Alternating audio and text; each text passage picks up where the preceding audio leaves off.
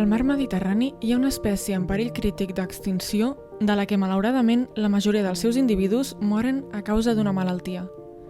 És la nàcra mediterrània, un dels mol·luscs bivalves més grans del mar Mediterrani, i a més és endèmica, és a dir, pròpia del nostre territori. L'any 2016, però, va començar paulatinament un episodi de mortalitat massiva que va fer que la població de nàcres a tot el Mediterrani es reduís en un 99,9%. Aquest episodi, que encara avui en dia afecta els pocs individus que van aconseguir sobreviure, és causat per un paràsit i altres patògens que produeixen la mort de la nàcra.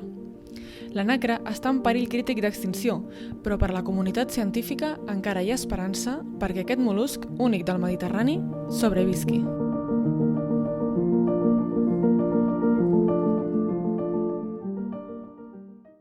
Avui ens cordem les xiruques i caminem fins al sud de Catalunya, a la Ràpita, concretament a l'Institut de Recerca i Tecnologia Agroalimentàries, on estudien aquest impressionant mol·lusc. Aquesta és una closca de nàcra. Fa 40 centímetres, però poden arribar a fer fins a 1,20 m i viure 50 anys. Tenen un paper ecològic clau en filtrar l'aigua i retenir grans quantitats de matèria orgànica dels detritus en suspensió, contribuint així a la claredat de l'aigua. A més, al ser tan grans, proporcionen hàbitat a una gran quantitat d'espècies, com algues i macroinvertebrats. Avui hem quedat amb la Patricia Prado, investigadora del grup d'aigües marines i continentals de l'IRTA, qui fa anys que investiga com salvar les poblacions de nàcres del Mediterrani.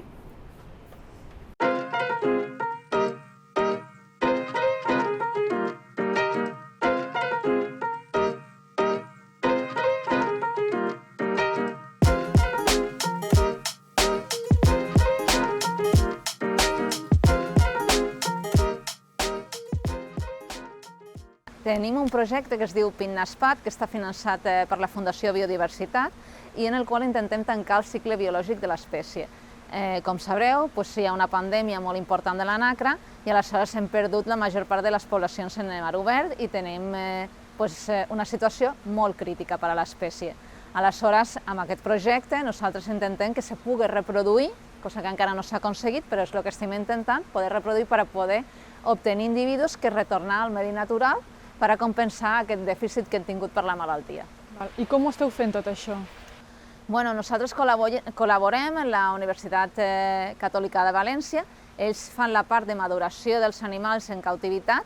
Aleshores, han tingut que posar en pràctica desenvolupar tota una nova metodologia per a mantenir els animals en cautivitat de forma adequada, perquè al principi no teníem clar la dieta, la qualitat, la quantitat i teníem mortalitats importants. I amb tot això, heu obtingut algun resultat interessant que pugui ajudar a preservar aquesta espècie?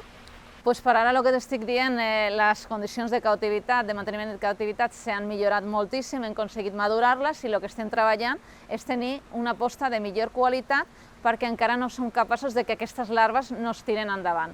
Quan arriben a uns 10 dies de vida, doncs el cultiu ja no és viable, la majoria de les larves se nos moren i no aconseguim una llavor, encara no hem aconseguit una llavor viable que poder reintroduir al medi natural. I és això en el que estem intentant treballar. Pel que sabem, a dia d'avui només queden uns quants milers d'individus. Des de l'IRTA treballen coordinadament amb els agents rurals, Forestal Catalana i el Zoo de Barcelona per conservar les poques poblacions que queden. Per mala sort, avui fa mal temps i no podem sortir a embarcar per veure nosaltres mateixes, però la búsqueda de nàcres supervivents, les translocacions i els censos formen part del dia a dia per conèixer i conservar l'espècie.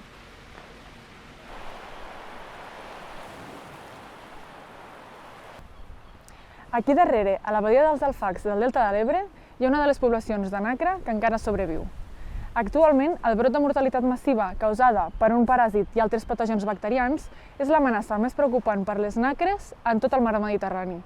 Per sobre d'altres amenaces que abans eren les principals, com la pesca il·legal, la pèrdua d'hàbitat, l'ancoratge de les embarcacions, les espècies invasores i, més recentment, el canvi climàtic. Es necessiten més investigacions sobre els patògens i vectors per entendre millor la malaltia, trobar maneres de mitigar-la i limitar la propagació del patogen per així poder preservar aquesta espècie que porta milers d'anys vivint a les nostres costes. El que podem fer, a banda de la investigació, és comunicar les observacions i fer una gestió adequada de les activitats nàutiques.